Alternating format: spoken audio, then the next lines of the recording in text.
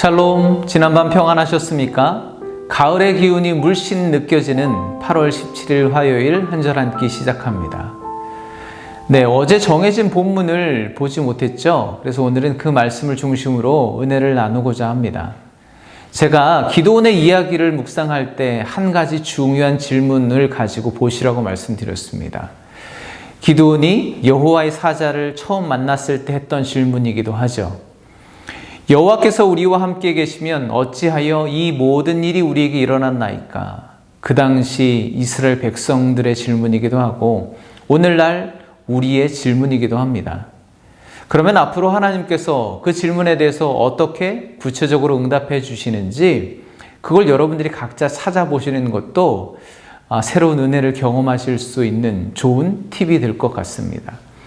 오늘은 하나님께서 기드온에게 첫 번째 하신 명령을 봄으로 시작해 보겠습니다. 6장 25절과 26절입니다.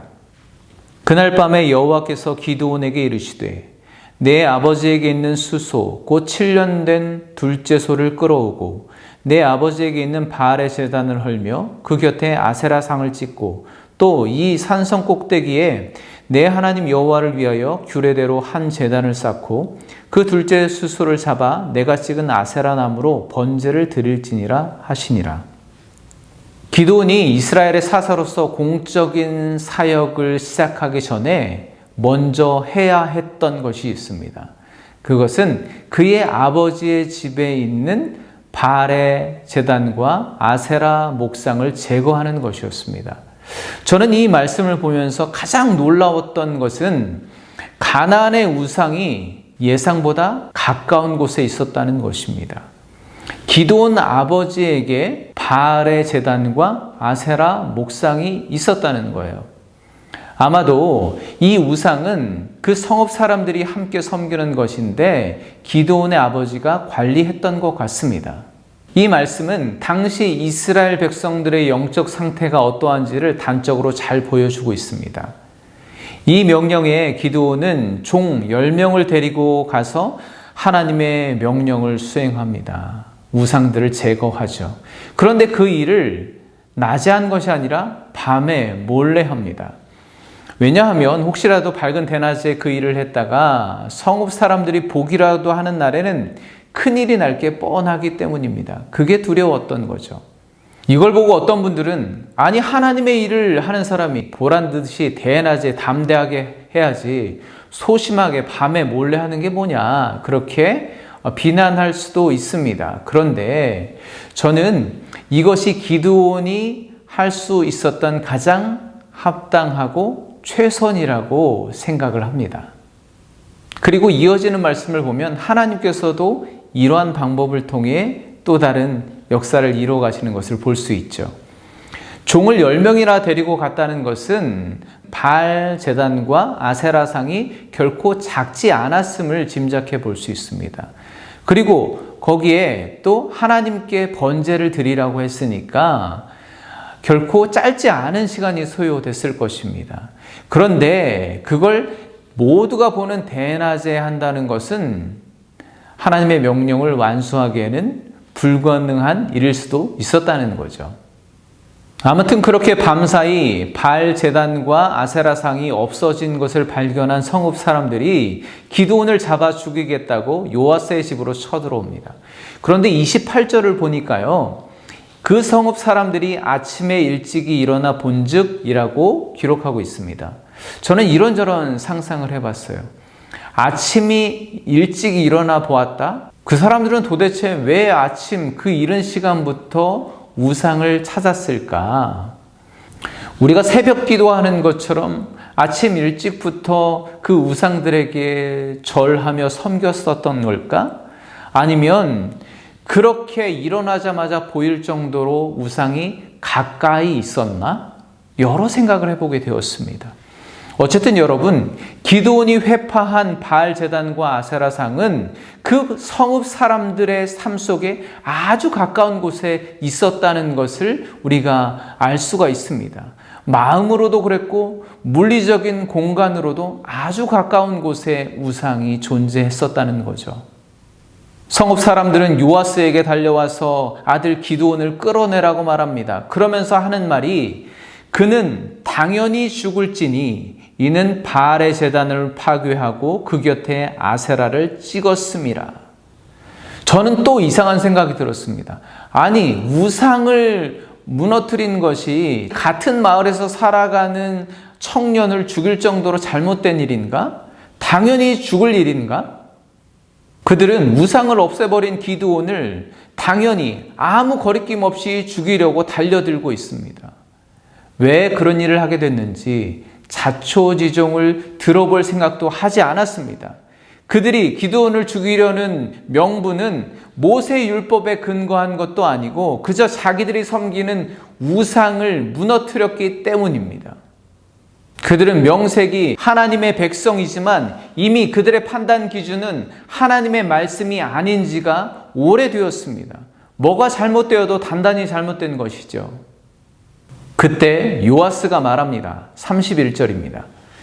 요아스가 자기를 둘러선 모든 자에게 이르되 너희가 바알을 위하여 다투느냐? 너희가 바알을 구원하겠느냐? 그를 위하여 다투는 자는 아침까지 죽임을 당하리라. 바알이 과연 신일진데 그의 제단을 파괴하였은즉 그가 자신을 위해 다툴 것이니라 하니라. 너희가 섬기는 바알이 정말 전능한 신이라면 벌을 내리든 복수를 하든 그가 스스로 하게 놔두라는 것입니다. 그러니 바알을 구원하기 위해서 이렇게 우리끼리 다툴 필요가 없다는 거예요. 맞는 말이죠. 이 일로 인해 기드온은 바알과 맞서 다투는 자라는 의미의 여룻바알이라는 이름을 얻게 됩니다. 여러분은 오늘 이 말씀을 어떤 마음으로 묵상하셨나요? 사서로서 공적 사역을 하기에 앞서서 기드온이 가장 먼저 해야 했던 사명은 그의 삶 가까이, 그의 삶 속에 깊이 자리 잡고 있는 우상을 제거하는 것이었습니다. 그것이 시작입니다. 열왕기와 역대기, 이스라엘의 역사에 신앙의 개혁을 주도했던 왕과 또 사역자들이 했던 첫 번째 일은 오늘처럼 우상을 제거하는 것이었습니다. 왜일까요? 그래야 삶이 변화되기 때문입니다. 그래야 영적인 회개와 개혁이 일어나기 때문입니다. 지금 이스라엘의 문제는 미디안이 아닙니다. 그들의 대적은 미디안이 아니라 그들의 삶에 깊숙이 자리 잡고 있는 우상입니다. 여러분, 삶과 신앙은 별개가 아닙니다. 하지만 우리는 삶과 신앙이 별개라고 여길 때가 참 많이 있습니다. 삶의 자리에는 물질적인 풍요와 만족을 가져다주는 바알과 아세라를 세워놓고는 아침 일찍부터 그걸 바라봐야 마음에 안정이 오고 행복감을 느낍니다. 그게 사라지기라도 하면 불안감이 밀려오기 시작합니다. 그러면서도 내가 신앙하는 분은 하나님이라고 고백하고 또 하나님의 백성이라고 자부하며 예배하고 있습니다. 이스라엘은 이미 하나님인지 우상인지 무엇 하나를 선택할 수 없을 정도로 우상이 삶을 완전히 지배하고 있습니다. 아니, 오히려 자기 삶의 일부이고 원동력이 되어버린 바알과 아세라가 사라져버리니까 어쩔 줄 몰라서 판단력을 잃어버리고 새벽부터 달려와서 하나님의 명령을 수행하는, 하나님의 규례대로 하나님의 뜻을 이루는 사사 기드온을 죽이려고 달려들고 있지 않습니까? 저는 이 코로나 시대에 우리가 마음껏 교회에 나가 예배할 수 없는 것이 신앙의 위기라고 생각하지 않습니다. 진짜 위기는 신앙과 삶이 너무나 분리되어 있는 거예요. 별개라고 생각하는 우리의 생각입니다. 정작 세상 속 나의 삶에 가장 가까운 곳에는 세상의 가치와 우상을 가져다 놓고 하나님은 교회라는 건물에 가둬두고 있는 오늘 이스라엘과 같은 영적 상태가 지금 우리가 맞이하고 있는 신앙의 아주 큰 위기입니다. 오늘 여러분의 삶에 가장 가까운 곳에 서 있는 바알과 아세라는 무엇인가요? 기드온처럼 오늘 여러분의 삶 속에 깊이 자리 잡고 있는 바알과 맞서 보시길 바랍니다. 그래서 오늘 여러분의 이름이 여룻바알, 바알과 맞서는 자, 우상과 맞서는 자, 그러한 정체성을 가지고 오늘 하루도 믿음으로 승리하시기를 간절히 축복합니다. 내일은 7장 말씀으로 다시 만나 뵙도록 하겠습니다. 감사합니다.